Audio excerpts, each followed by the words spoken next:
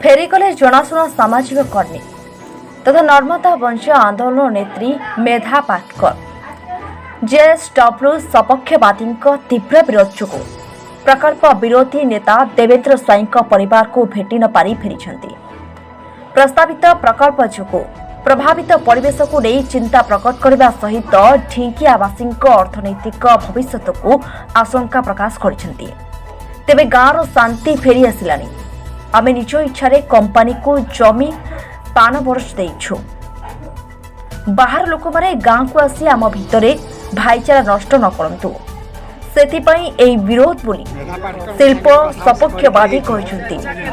अन्य पक्षरे मेधा पाटकरंक जणे जनाशुना नेत्रींक हस्त संपर्क पुलिस डीजी एवं जगतसिंहपुर एसपी को अवगत करा जायतिले सुधा प्रशासन अजणा भली रहितला बोली कही क्षोभ प्रकाश करिसंती किसान मोर्चा कर्मकर्ता।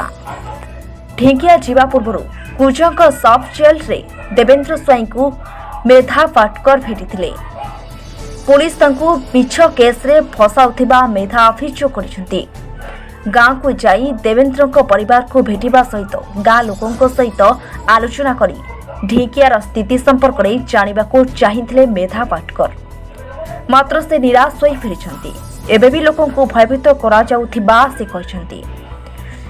जे लोकों को इच्छा विरोध रे पान वर्ष निया जाइछि प्रतिवाद कले मिछ आरोप रे गिरफ्त करा जाउछि। या ठीक हेउनी बोली मेधा कहछंती। हम लोग पहले देवेंद्र स्वाई जी को मिले, इनके ऊपर तद्दन झूठे आरोप लगाए हैं। पुलिस बल के आधार पर झूठे आरोप हर आंदोलन पर लगते हैं। किसान आंदोलन पर भी लगे, लेकिन किसान आंदोलन ने 715 लोगों की शहादत लेकर जीत ले ली। यहाँ अभी लोगों को डरा रहे हैं, उनको पूछ रहे हैं आप मंजूरी है कि नहीं है, ये सब बातें आ रही है। आज भी खबर आई कि किसी महिला को गिरफ्तार किया और जो 5-6 लोग अभी भी कुजंग जेल में हैं, उनके ऊपर कैसे झूठे आरोप लगा रहे हैं कि अंदर जाने के बाद देवेंद्र स्वाई जी के सेल में पुलिस मोबाइल लेकर खुद गए और उन्होंने आरोप लगा दिया कि इन्होंने मोबाइल छुपा के रखा था। वो उनका मोबाइल है ही नहीं, तो साबित कैसे करेंगे। उनके ऊपर बंदूक का आरोप लगाया, जो कि वो बोले मैंने कभी हाथ में भी नहीं ली है। तो ये तो होता ही, आंदोलन को ये भुगतना पड़ता है। पर संग्रामी आमी संग्राम करी जीवो, संग्राम करी देशो पाई, जीवन कुदाई देवो। यही गीत नहीं है, ये संकल्प होता है। अगर प्रकृति बचानी है, ये गर्मी से, ये हिमालय पिघल रहा है, ये नदियाँ सूखी पड़ी है, सूखा और बाढ़ का चक्र चला है, लोगों को सुनामी जैसे अलग अलग तूफानों से बर्बाद होना पड़ा है, पैराद्वीप में भी, तो कैसे हम बचाएं, ये सवाल है। आज डिंकिया के गांव के जो लोग हमको मिले, उसमें 6-7 लोग जो बोल रहे थे और बाकी लोग जैसे अभी यहाँ ये दादा खड़े हैं, ये दादा खड़े हैं, वैसे पीछे खड़े रहकर सुन रहे थे। हम लोगों को सुनना था कि उन लोगों का कहना था। तो उन्होंने कहा हमको अभी जो नुकसान किया पनबराज का, उसमें 1 एकड़ के 17 लाख रुपए दे दिए। अब प्रकृति की कीमत तो अमूल्य होती है, पर जब ऐसा पैसा मिलता है तो लोगों को थोड़ा भरोसा आता है। और लोगों को अभी ऐसा भी मौखिक आश्वासन दिया है कि आपको नौकरी मिलेगी। तो हमने कहा अच्छा, अगर आपकी सहमति है गांव सभा की तो हमको कोई चिंता नहीं है, पर अगर किसी की सहमति नहीं है तो तत्काल उनको जेल में डालना, ये बात बहुत गलत है। और ग्राम सभा की मंजूरी होनी चाहिए किसी भी योजना के लिए, ये तो सुप्रीम कोर्ट का नियमगिरी का फैसला है। कल हम लोग जहाँ थे वो कारलापाट जंगल में, वहाँ नीलावली नदी और इंद्रावती नदी की पूरी कैचमेंट में अभी बॉक्साइट की खदानें ला रहे हैं। वहाँ फिर से वेदांत को बुला रहे हैं, पर ग्राम सभा की मंजूरी नहीं। हज़ारों बहनें आई थी कल और पर्यावरण दिवस पर उन्होंने कहा कि हमको ये पहाड़ नष्ट नहीं करना है, हमारी नदियाँ बर्बाद नहीं करनी है, हमारी चास की खेती नहीं करनी। तो ये हकीकत है।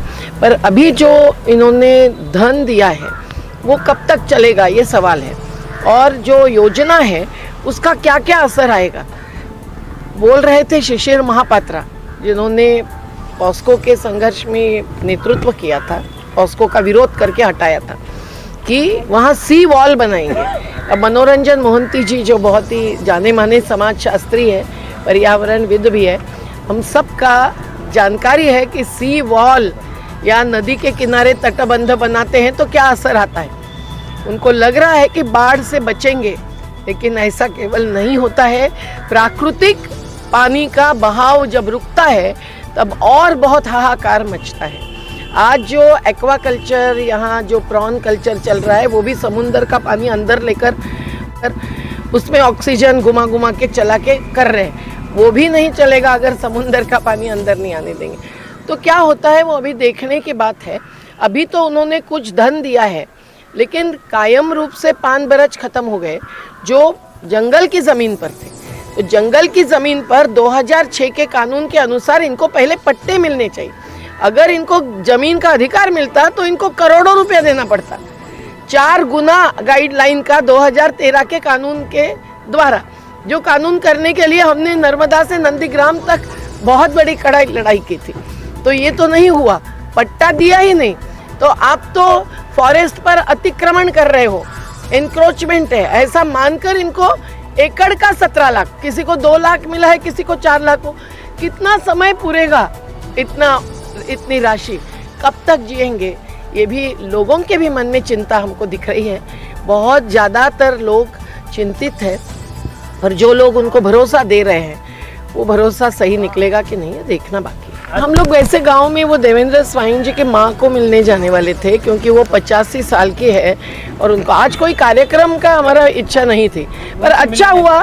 नहीं, गांव में नहीं गए हम, इधर ही लोगों ने कहा कि आप कृपया गांव में नहीं आइए, क्योंकि अभी गांव वाले सब सोच रहे हैं कि हमको सब मिलेगा, मिल रहा है। डरते भी होंगे पुलिस से, और कुछ लोग पैसे से खुश भी होते हैं, कुछ लोग पैसे से खुश नहीं होते हैं। एक मीडिया का व्यक्ति भी हमारे सामने आंसू से बोल रहे थे, एक प्रकार से रो रहे थे।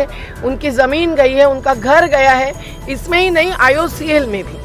तो एक एक योजना में जब विस्थापितों को भुगतना पड़ता है तब सच्चाई सामने आती है। पहले तो इसको सभी मंजूरियाँ मिली है क्या, सभी प्रकार के असरों का अध्ययन हुआ है क्या, और 1000 हेक्टेयर ज़मीन कुछ बोल रहे हैं।